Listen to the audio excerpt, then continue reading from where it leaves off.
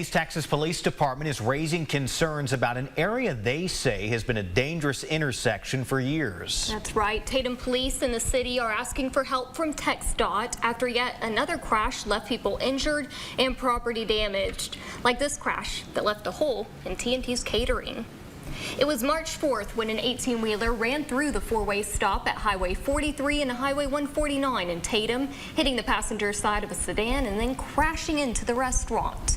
KLTV7's Bob Hallmark breaks down what Tatum police have to say about the site.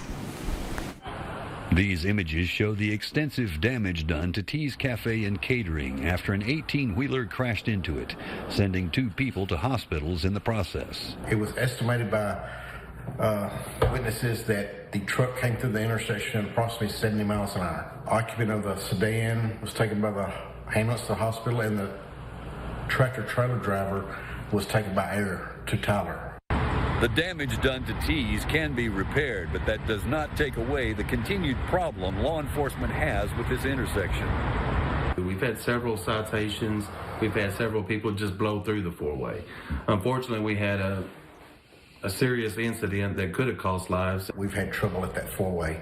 They've taken numerous reports of people running the stop signs. In the last year, we have approximately 120 traffic violations, tickets that we've written to people running the stop sign. The most common reason we hear is that they didn't realize the stop sign was there. And red always means stop. This latest incident has the police and city council lobbying TxDOT to see if improvements can be made to the four-way, but a signal light isn't possible because of schools. Making the four-way more visible with flashing lights, I think that would help. Maybe a little more indications that there is a four-way intersection. And avoid a future tragedy. It's not if, it's when. Bob Hallmark, KLTV 7 News. And the city and police department both receiving a response now from TxDOT. That response saying they will coordinate with their district traffic office and be in touch soon about that intersection.